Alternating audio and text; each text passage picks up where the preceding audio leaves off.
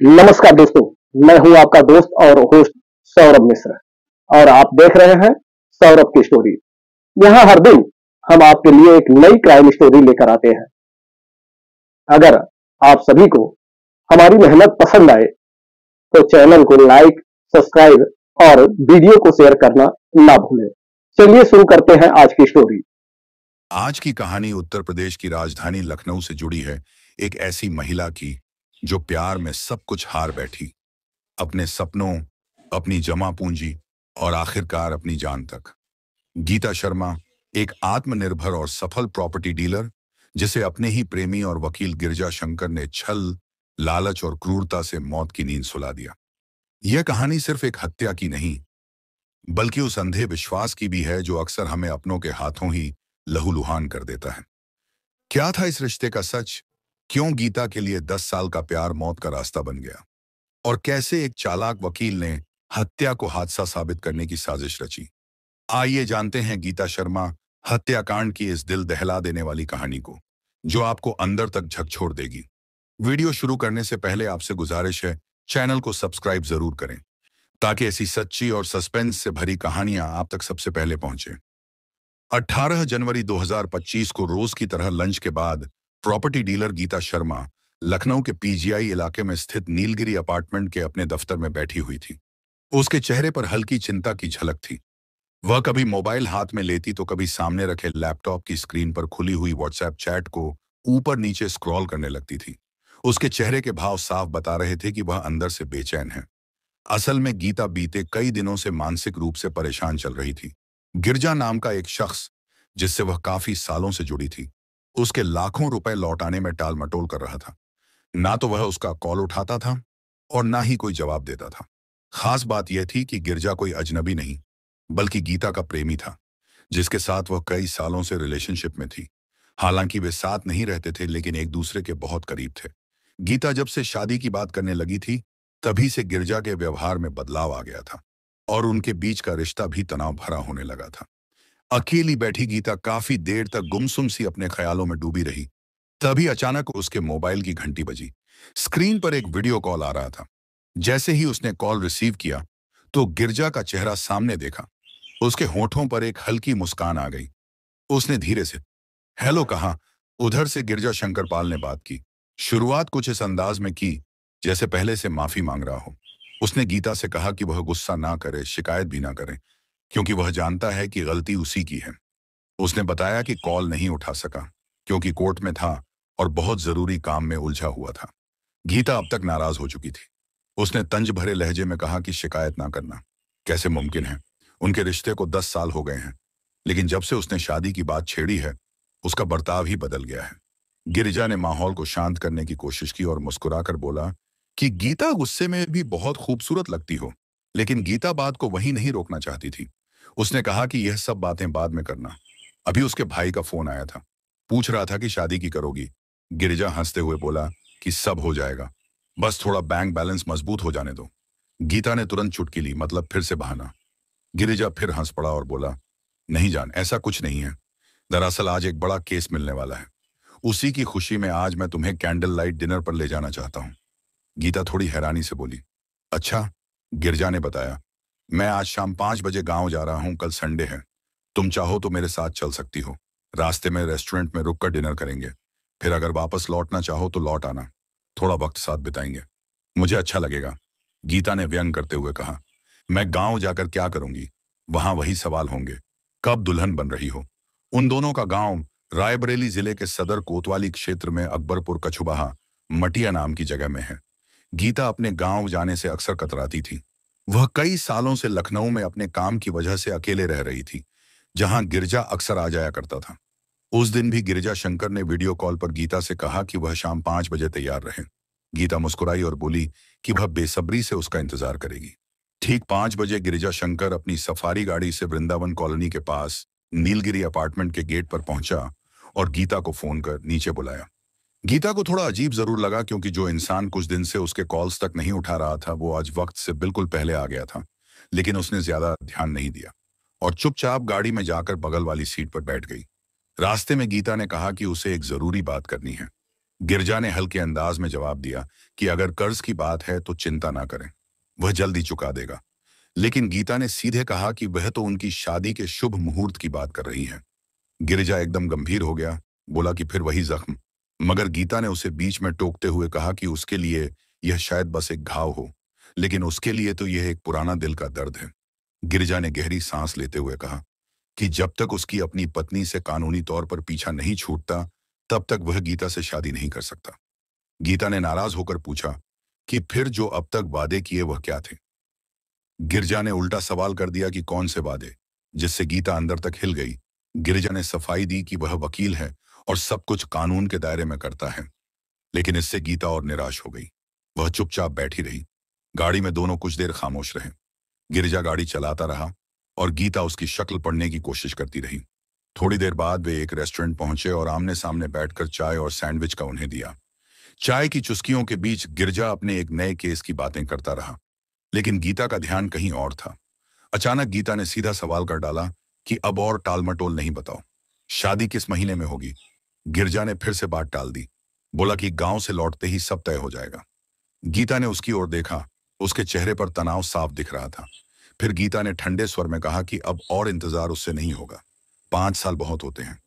गिरिजा ने जवाब दिया कि अब यह इंतजार जल्द खत्म होने वाला है, और यह भी बताया कि वह गीता के नाम पर 1 करोड़ का बीमा करवा चुका है। लेकिन गीता ने साफ कहा कि यह सब बातें अपनी जगह ठीक हैं, पर अब वह बहाने नहीं सुनना चाहती है। गिरिजा ने बात खत्म करते हुए कहा कि चलो, मैं तुम्हें अपार्टमेंट के रास्ते छोड़ता हुआ गांव निकल जाऊंगा। दोनों रेस्टोरेंट से बाहर आए। गीता गाड़ी में बैठ गई। हालांकि उसका मन नहीं था, लेकिन रात काफी हो चुकी थी, इसीलिए मजबूरी में बैठी रास्ते में गिरजा ने मेन रोड छोड़ दी और गाड़ी एक सुनसान रास्ते पर मोड़ दी। कुछ ही देर में वे डिफेंस एक्सपो मैदान वाली सड़क पर पहुंच गए। वहां काफी अंधेरा और सन्नाटा था। गिरजा ने गाड़ी रोककर कहा कि गीता यहीं उतर जाए, उसका अपार्टमेंट पास में ही है और वह उसके लिए कैब बुक कर देता है। सड़क पर इक्का दुक्का गाड़ियां ही थीं, जिनमें ज्यादातर ट्रक थे। गीता चुपचाप गाड़ी से उतर गई।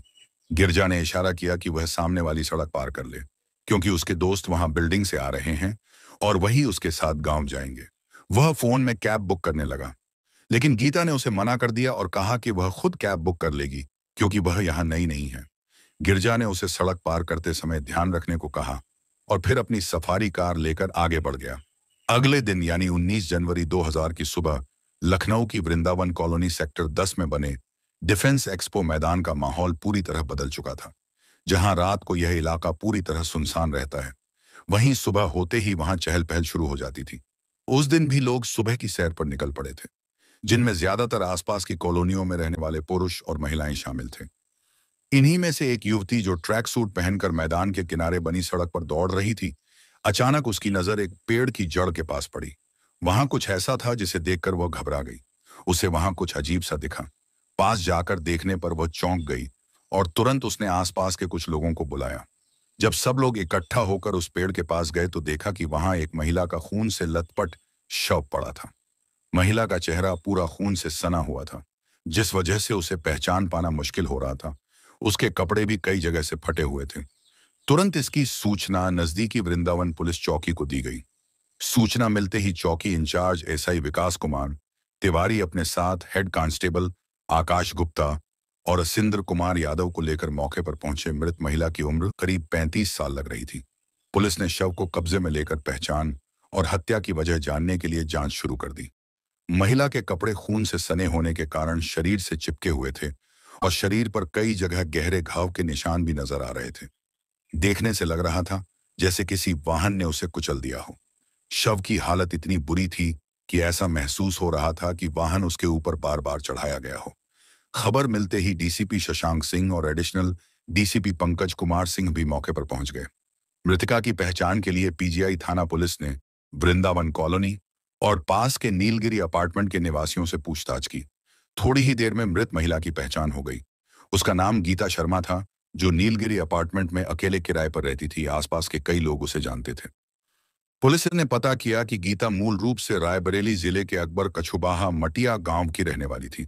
पुलिस ने इस बारे में रायबरेली की सदर कोतवाली को सूचना दी। कुछ घंटों में गीता के परिवार वालों को खबर मिल गई और उसका भाई लालचंद पीजीआई लखनऊ पहुंच गया। उसने गीता की लाश की पहचान की। लालचंद ने पुलिस को बताया कि उसकी बहन की मौत हादसा नहीं बल्कि हत्या है। उसने हत्या का आरोप एडवोकेट गिरजा शंकर पाल पर लगाया। इसके आधार पर पीजीआई कोतवाली में गिरजा शंकर पाल के खिलाफ धारा 1031 बीएनएस के तहत हत्या का मुकदमा दर्ज कर लिया गया। इस केस की जांच की जिम्मेदारी इंस्पेक्टर धीरेन्द्र कुमार सिंह को सौंपी गई। इसके बाद पुलिस ने सेक्टर 11-12 की पुलिस चौकी के पास स्थित मामा चौराहा से लेकर ट्रामा सेंटर तक लगे सीसीटीवी कैमरों की फुटेज निकाली। फुटेज में देखा गया कि एक सफेद कार रात के वक्त ट्यूबलाइट की हल्की रोशनी में डिफेंस एक्सपो मैदान की ओर जाती दिख रही है। उस कार का नंबर प्लेट पढ़ने के बाद पता चला कि वह कार एक सफारी थी जो गिरजा शंकर पाल पुत्र रामपाल के नाम पर रजिस्टर्ड थी। साथ ही पुलिस ने गीता की लाश के पास से मिले सामान की भी गहराई से जांच की। जब गीता के मोबाइल की सर्विलांस जांच की गई तो उसके नंबर और गिरजा शंकर का नंबर के बीच कई बार बात होने के साक्ष्य मिले। खास बात यह थी कि घटना वाले दिन भी दोनों के बीच कई बार फोन पर बातचीत हुई थी।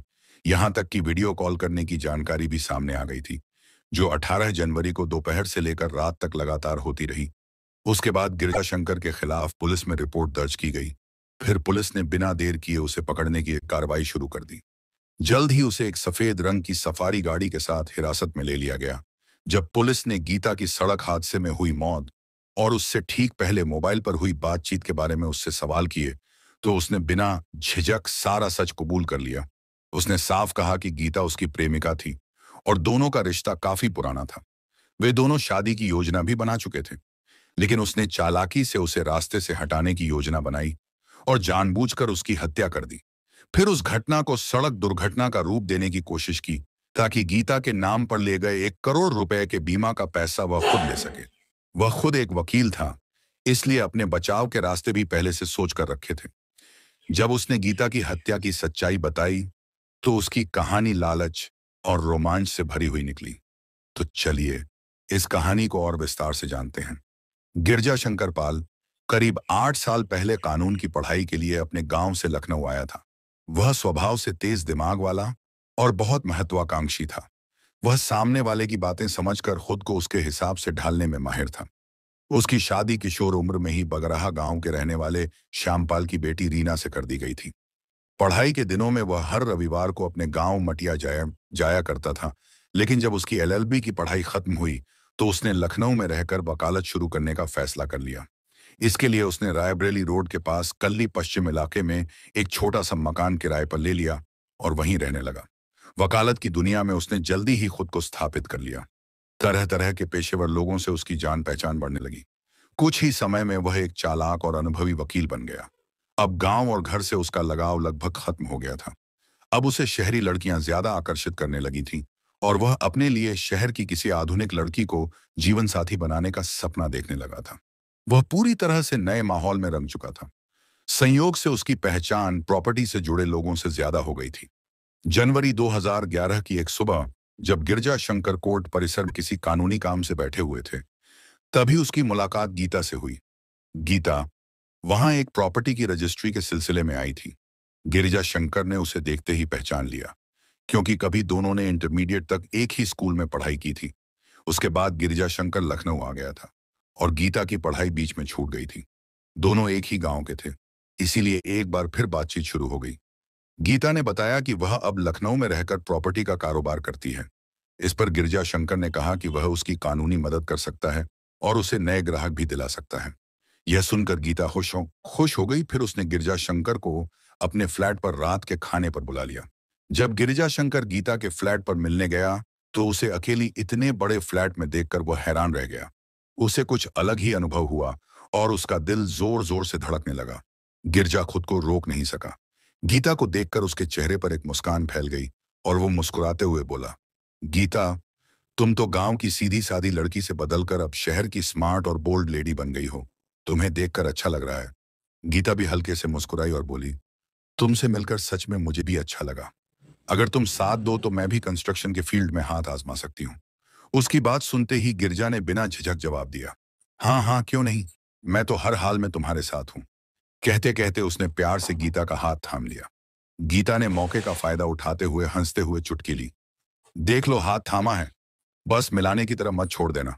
हाथ मिलाने वाले तो बहुत मिलते हैं। उसकी यह बात सुनकर गिरजा थोड़ी देर के लिए गंभीर हो गया, फिर बोला, तुम कैसी बातें कर रही हो? मैं जो बोलता हूं वह पत्थर की लकीर होता है।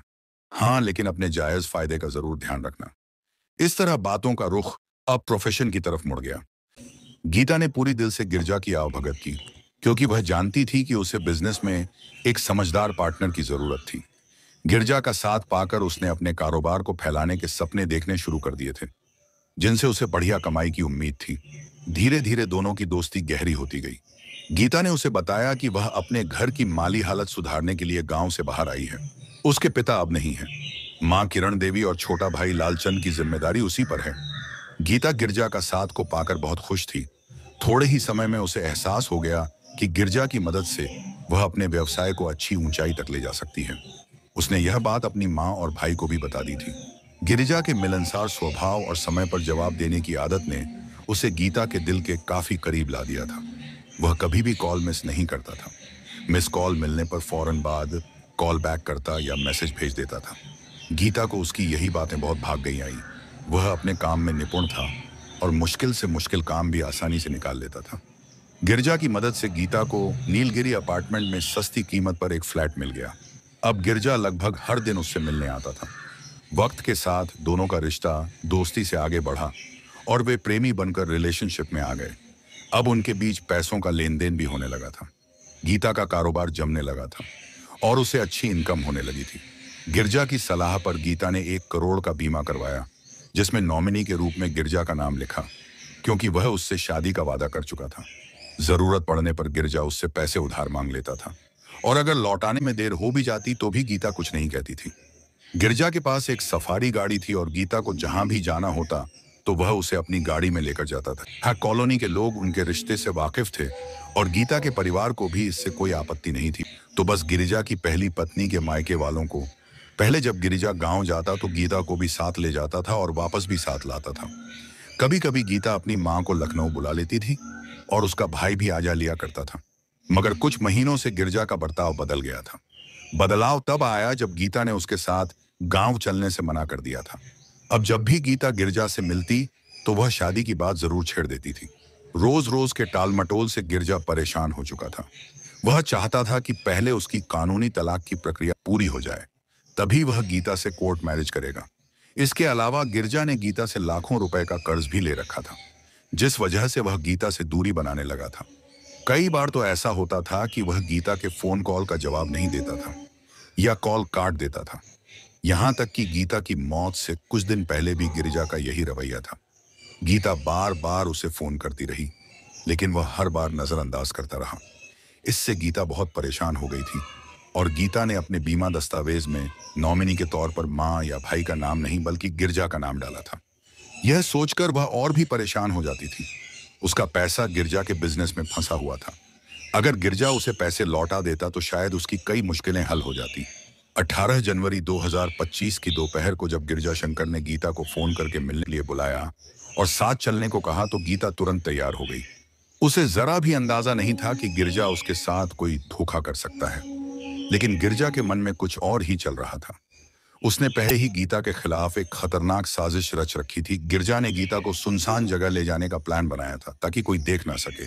जब गीता सड़क पार कर रही थी तब उसने गीता को अपनी कार से पीछे से टक्कर मारी। गीता गिर पड़ी तो उसने अपनी सफारी गाड़ी चढ़ाकर उसे बुरी तरह कुचल डाला। वह तब तक उसे रौंदता रहा जब तक उसकी मौत नहीं हो गई। इसके बाद वह लाश को सुनसान इलाके में एक्सपो मैदान के किनारे फेंक आया। घटना के बाद गिरजा घबरा गया था। वह जल्दी से मौके से भागा, लेकिन जल्दबाजी में उसकी कार डिवाइडर से टकरा गई और उसका शीशा टूट गया। फिर उसने कार को गैराज में देकर साफ सफाई और मरम्मत करवाई। इसके बाद वह एक होटल गया और वहां देर रात तक रुका रहा। आधी रात बीत जाने के बाद वह होटल से अपने गांव की ओर निकल गया।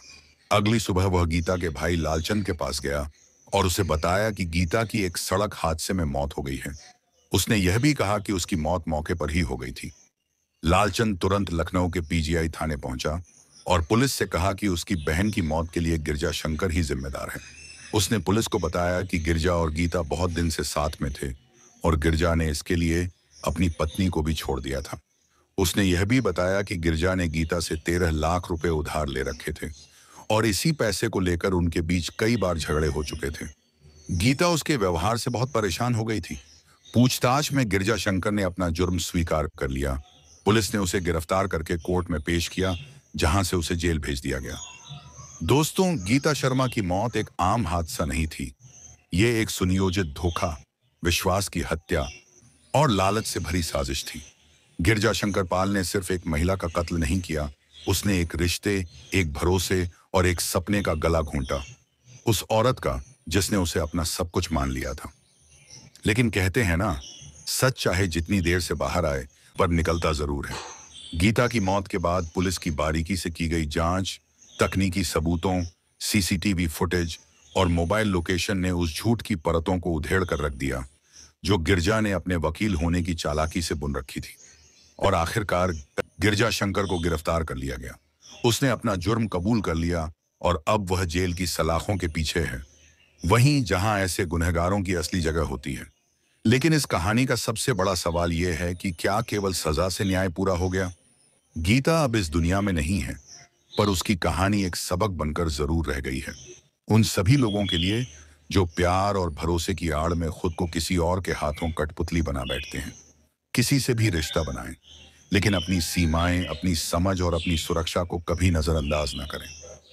गीता तो चली गई, लेकिन अगर उसकी ये दर्दनाक दास्तान किसी और को सतर्क कर सके, किसी और को हिम्मत दे सके, तो शायद यही उसकी आत्मा के लिए सच्ची श्रद्धांजलि होगी। ऐसी कहानियां सुनाने का हमारा उद्देश्य आपको परेशान करना या विचलित करना नहीं है, बल्कि आपको सचेत करना है, जिससे आप सुरक्षित रहें और आपका परिवार सुरक्षित रहे। आज की कहानी आपको कैसी लगी? इस कहानी से संबंधित आपका कोई राय हो तो आप कमेंट बॉक्स में जरूर लिखें और वीडियो को लाइक, सब्सक्राइब और शेयर करना ना भूलें। इसी के साथ हम आपसे विदा लेना चाहते हैं। कल फिर मिलते हैं नई स्टोरी के साथ। तब तक स्वस्थ रहें, मस्त रहें और अपने परिवार का ख्याल रखें। जय हिंद, जय भारत, वंदे मातरम।